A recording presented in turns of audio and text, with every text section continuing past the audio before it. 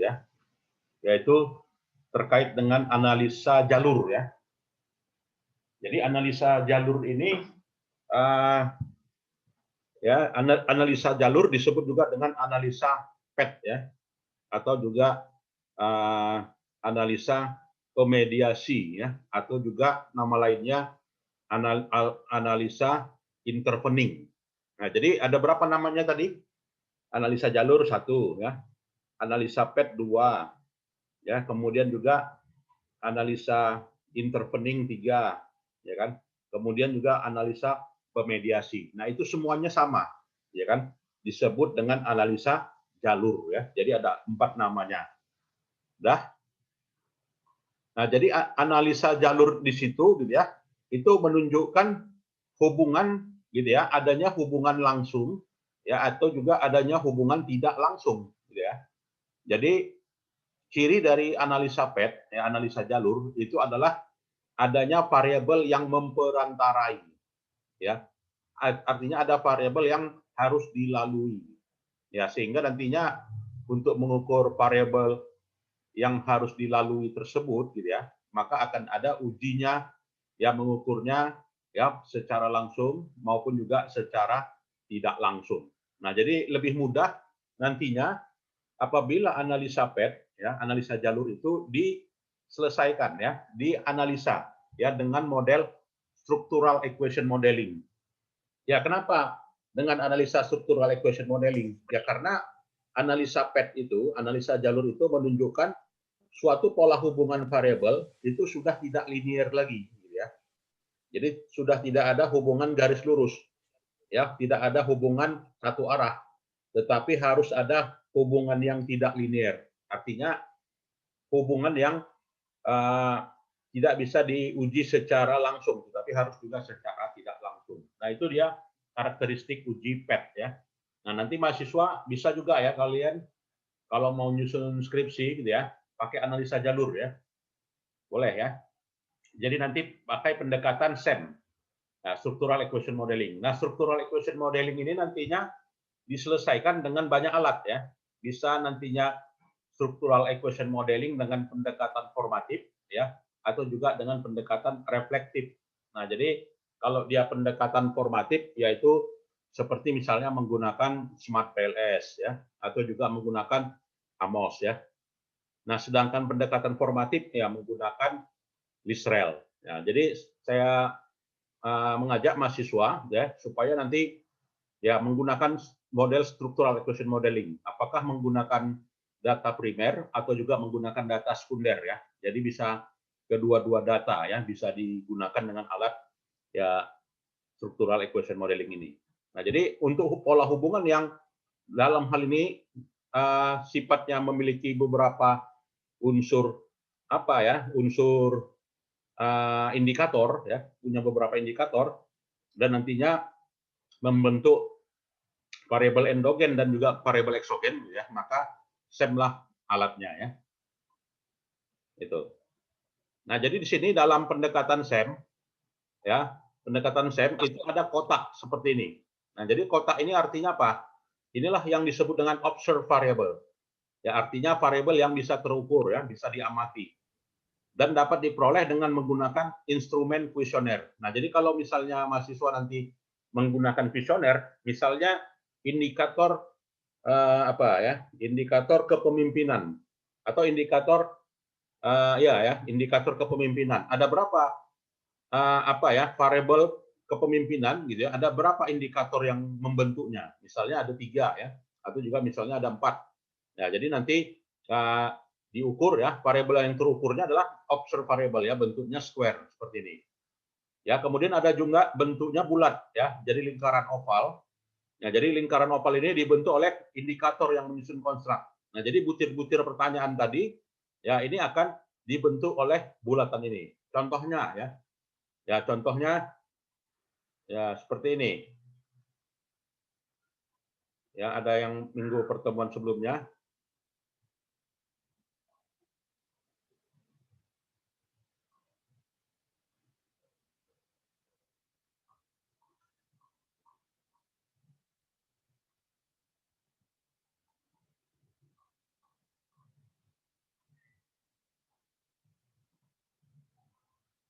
Nah, ini ya. Masuk. Nah, inilah dia yang dikatakan dengan indikator ya, yang bentuknya bulat. Ya, jadi dia yang bentuknya bulat ini adalah variabel yang terukurnya, yang tidak terukurnya ini. Jadi motivasi ya, indikatornya ada berapa? 6, 5 ya. Ya, kemudian kepemimpinan, indikatornya ada berapa? Ada 4 ya. Secara teori ya, ini kita pelajari sebelumnya ya. Kemudian juga kinerja ya, indikatornya ada 5 ya. Kemudian juga DP3 ya, indikatornya ada 8 ya. Nah, itu. Jadi dengan demikian gitu ya, maka di dalam pendekatan SEM itu harus dinotasikan semuanya ya. Baik, berikutnya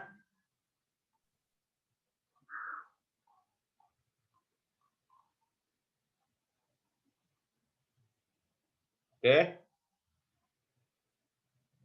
Nah, kemudian juga bentuknya tanda panah ya, artinya bisa dihubungkan ya pengaruhnya ya. Jadi suatu tanda panah yang menunjukkan kepala panahnya menuju suatu konstruk ya, itu menunjukkan suatu pengaruh gitu ya. Jadi panah tersebut menunjukkan adanya hubungan yang dihipotesakan antar variabel, di mana variabel yang dituju anak panah adalah variabel yang tergantung. Ya, untuk variabel laten, ya arah panah menuju arah kiri, ya. Jadi indikator menyusun konstruk untuk variabel yang terukur, arah panahnya menuju kanan ya. Nah, ini.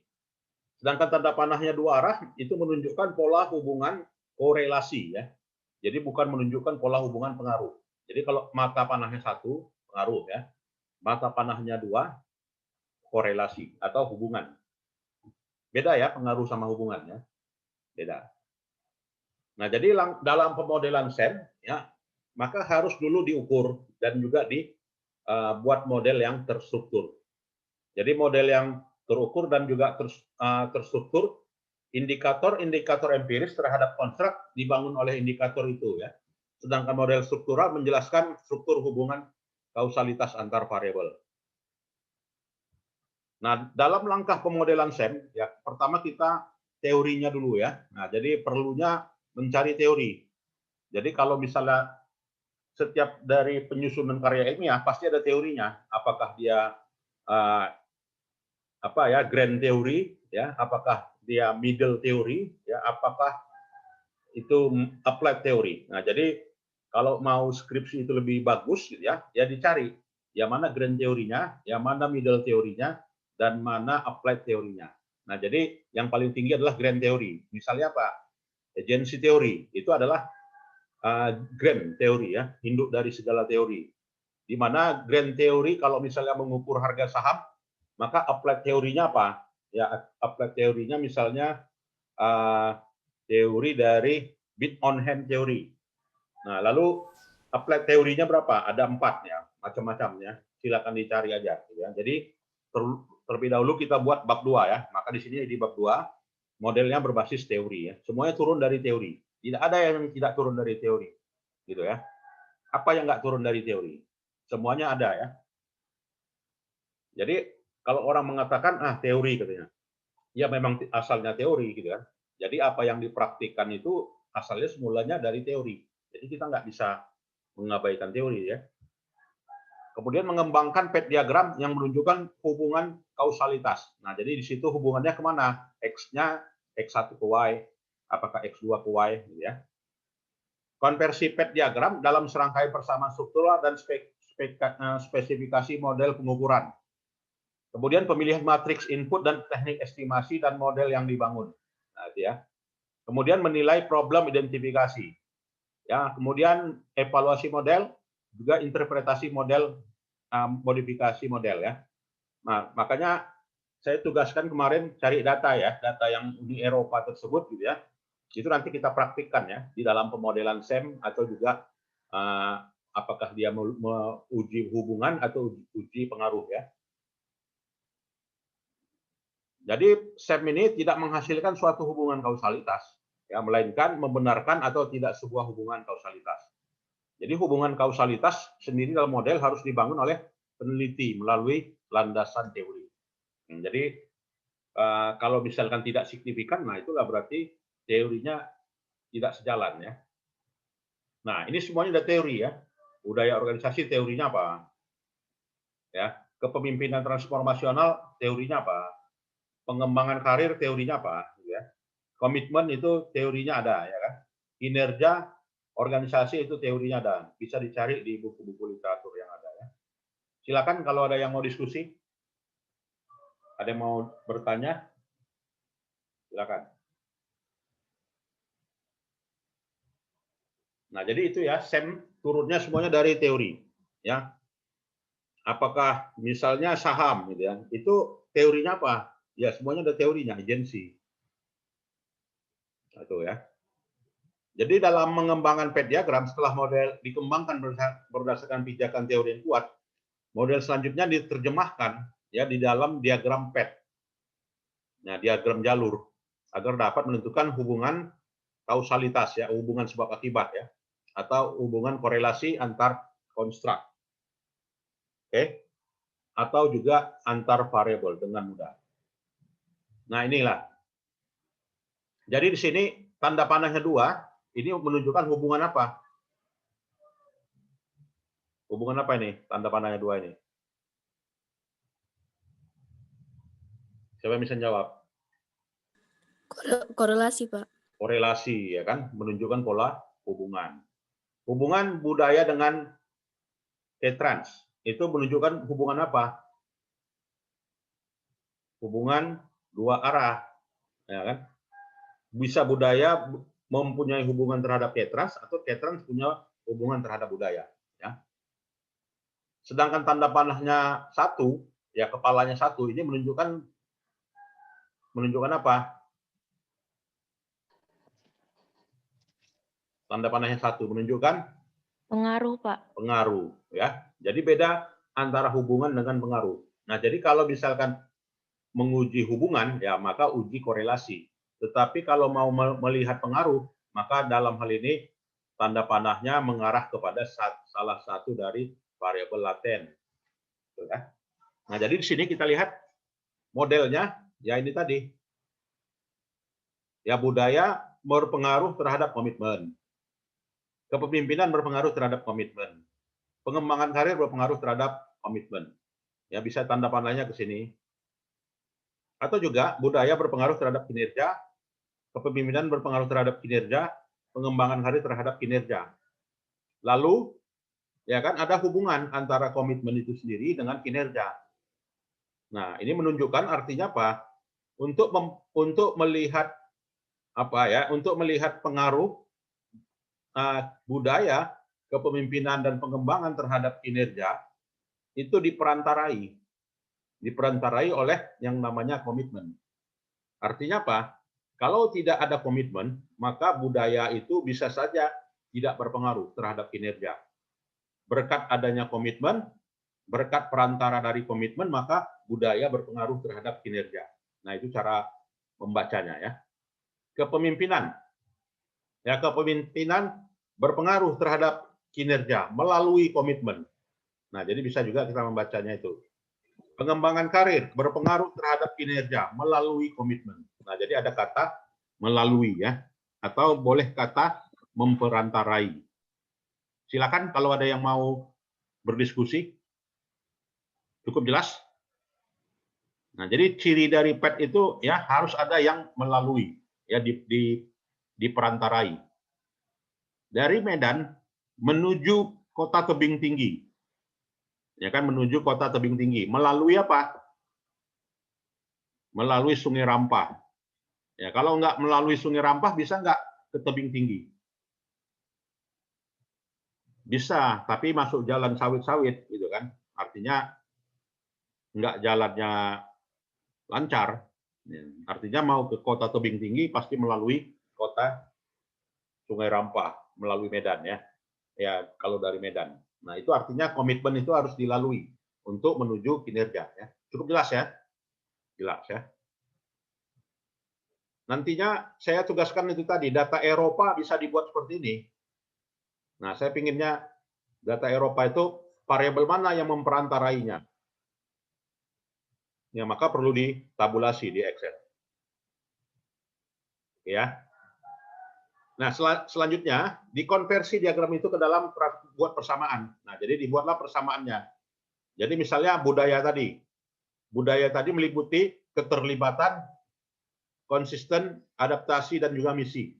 Maka di situ alfa 1 ya dibuat di situ budaya organisasi gitu ya. Jadi dia terbentuk melalui keterlibatan, konsisten, dan adaptasi. Jadi bentuk persamaannya gitu ya. Ya, budaya organisasi, K-Trans, dan juga PKAR ya terhadap Z dan juga Z. Nah, jadi di situ Y sama dengan alfa tambah B1 tambah B2 tambah Z. Nah, jadi buat persamaan dari itu ya. Nah, ini Budor ya, artinya di situ Kumor ya, Kumor merupakan fungsi dari Budor, K-Trans, dan PKAR.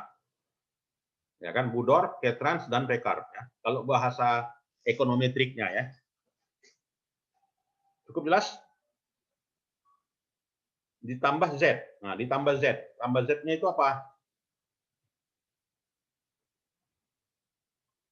Ya, inilah dia Z-nya. Nah, jadi masuk Kinor gitu ya.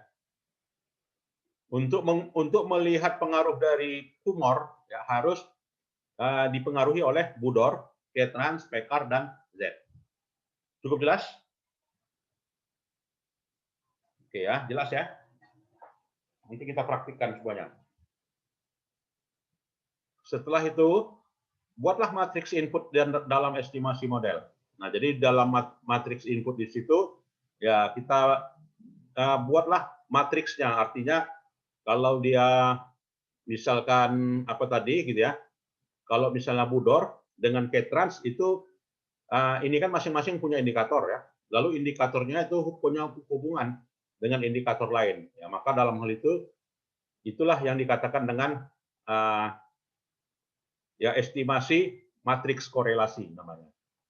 Estimasi dengan matriks korelasi. Berapa hubungannya gitu ya.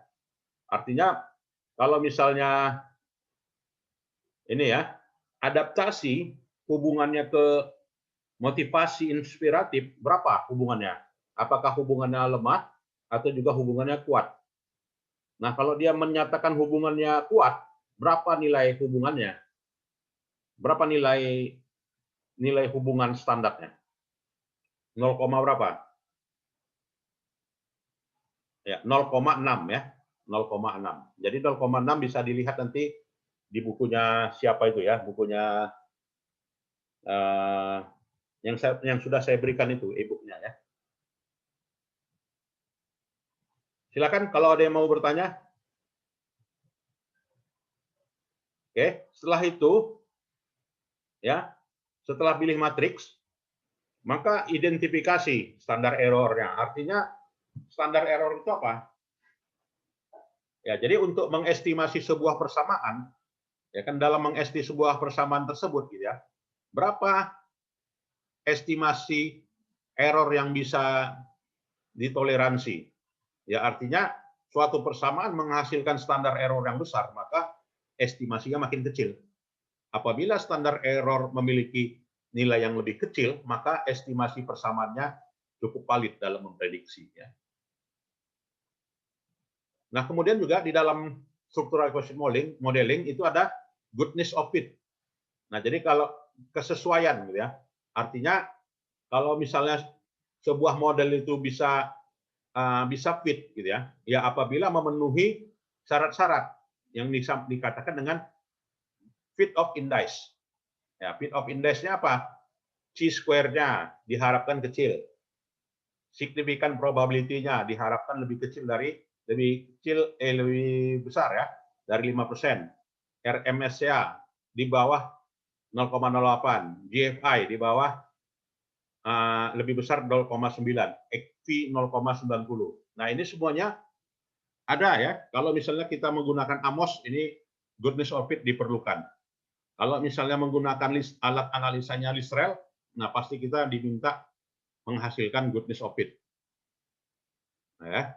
Tapi kalau misalkan Smart PLS, ya Smart PLS dia nggak minta goodness of fit, ya, tetapi model predictive value, ya, juga inner model dan juga outer model, ya. Jadi tidak ada goodness of fit-nya. Oke ya. Nah, setelah itu langkah yang terakhir dalam SEM adalah interpretasi. Nah, jadi interpretasi kita uji pengaruhnya, gitu ya. Nah, itu ya, uji pengaruhnya. Nah, silakan kalau ada yang mau berdiskusi. Silakan. Nah, jadi nanti ini semuanya akan dipraktikkan ya dengan alat statistik ya, dengan praktikum ya, dengan menggunakan aplikasi ya. Tapi terlebih dahulu kita harus ada datanya. Ada yang mau berdiskusi? Silakan.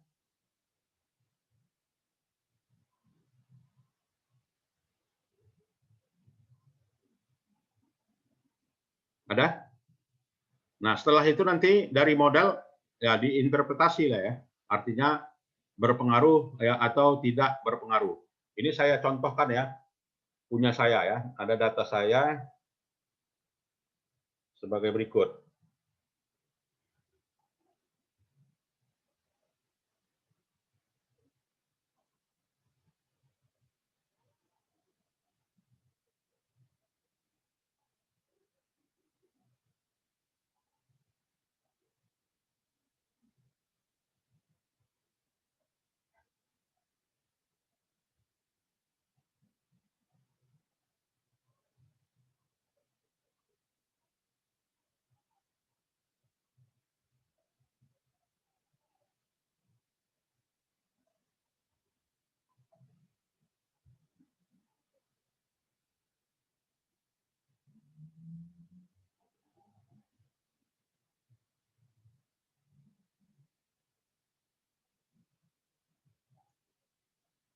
Bentar ya.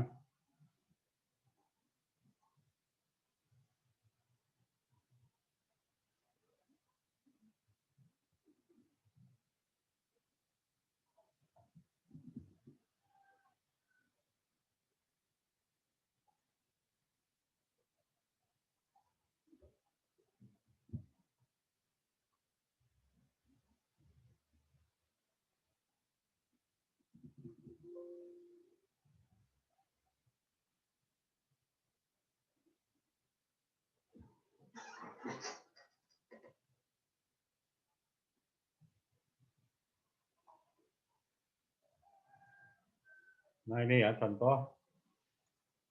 Nah,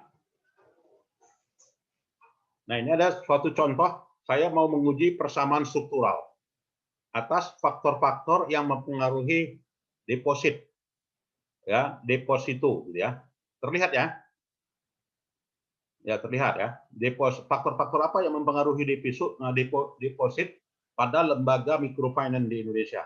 Baik itu yang microfinance yang konvensional, ya, maupun juga microfinance yang sifatnya syariah, gitu ya. Nah, jadi saya menggunakan variabelnya dua, yaitu aset dan deposit, ya, pada lembaga microfinance di Indonesia. Jadi datanya sebagai berikut, gitu ya.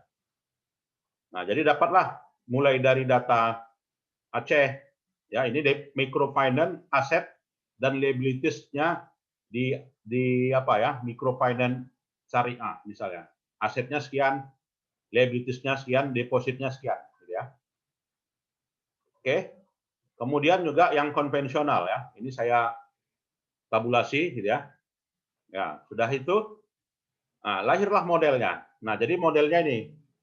Ya, jadi modelnya X1, X2 dan Y. Nah, jadi ini model gambarnya ya, figur. Nah, dari model itu didapatkan nilai T statistiknya ya 0,516. Nah, jadi 0,516 apabila ini diapakan ya, digunakan nilai T tabel gitu ya. T tabel itu pasti di bawah T tabel.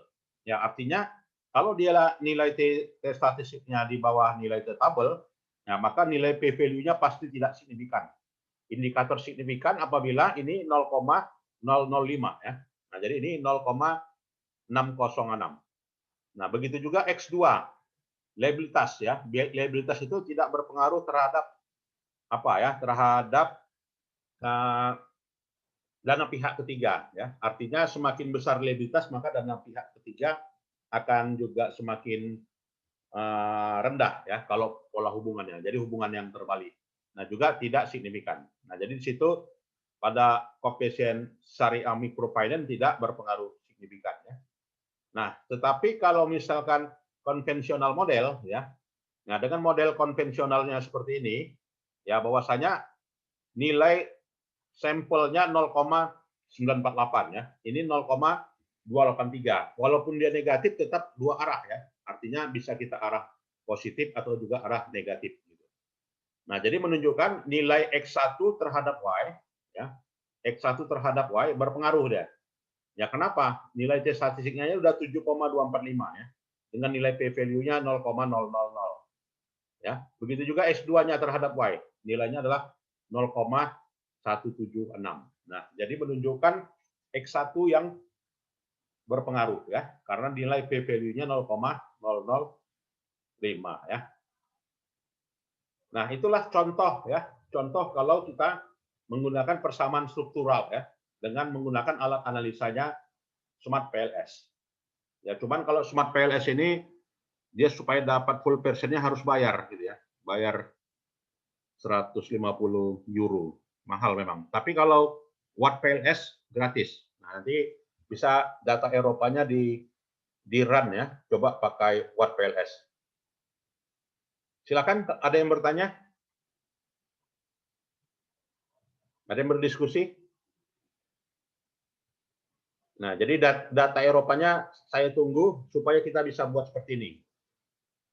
Ya. Nah, lalu nanti didapatkanlah nilai berapa nilai R square, ya berapa nilai adjusted R square. Ya artinya apabila nilai adjusted R square-nya lebih besar gitu ya, maka besarnya 0,659, maka menunjukkan besar variasi hubungannya 65,9 dapat dijelaskan ya. Nah, sedangkan nilai prediksinya 68% ya. Nah, itu. Kemudian juga discussion ya, kemudian conclusion ya dibuat ya. Silakan, ada yang mau berdiskusi? Any question? Pak, izin bertanya, Pak. Ya. Jadi yang data-data dari Eropa itu kan nanti kita tabulasi. Nah, itu cuma hanya dibikin satu kayak gini aja, Pak? Satu apanya? Maksudnya satu file gitu, Pak. Satu file kan isinya nanti misalnya kayak gini yang Bapak contohkan, ini kan jadi satu data gitu, Pak. Atau nanti lebih dari satu datanya, Pak? Ya, jadi nanti harus ada nilai, setidaknya nilai X1-nya, nilai X2-nya, nilai X3-nya ya, dari indikator-indikator yang ada. Bisa kan? Bisa, Pak. Ya, Pakai jadi SPSS bisa kan, Pak? kita nantinya saya rekomendasikan pakai Watt PLS saja. Ya, Watt PLS yang udah kita run pertemuan sebelumnya ya. Oke, Pak. Makasih, Ya. Pak. Jadi nanti saya harapkan mahasiswa buat skripsi ya udah bisa ya. Udah bisa buat sendiri. Nah, nggak sulit lagi. Ya, ada lagi yang lain? Silakan, Adik. Ya, cukup jelas ya. Mudah kok. Ya. Nah, ini harus ada datanya seperti ini. Baiklah, kalau tidak ada, saya kira itu sajalah ya pertemuan kita hari ini. Oke, baiklah, selamat pagi. Saya sehat selalu dan salam sejahtera ya bagi semuanya. Baiklah, ini saya absen dulu ya. Makasih, Pak. Terima kasih, Pak. Ya. Terima kasih, Pak. Makasih, Terima Pak. kasih, Pak. Ya. Terima kasih, Pak.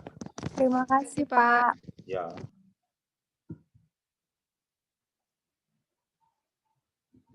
Makasih, Pak. Makasih, Pak. Baiklah, boleh meninggalkan ruangan ya. Silakan.